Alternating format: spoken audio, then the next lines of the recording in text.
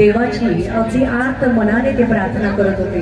पण हे सगळं करत असताना त्यांना मात्र मंदिरामध्ये जाण्याची परवानगी नव्हती।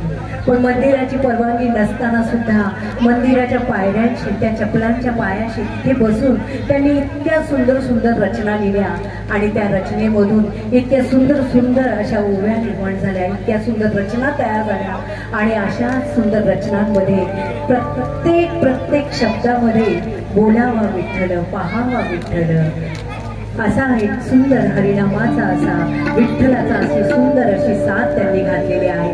तर अशाच ह्या पांडुरंगाच्या चरणी आता आपण जाणार आहोत आणि त्या संत चोखामेळ्यांची एक सुंदर रचना अबीर गुलाल आपल्या समोर गात आहेत अविनाश खांडे।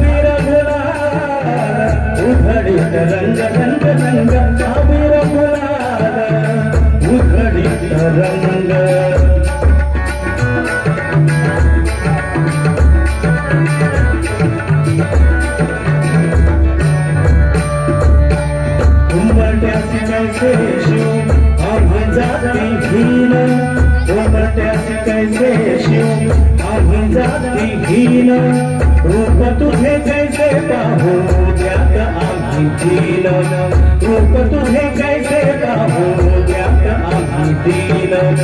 पायलीशी हो दंग गावोनी अभंग, पायलीशी हो दंग गावोनी अभंग।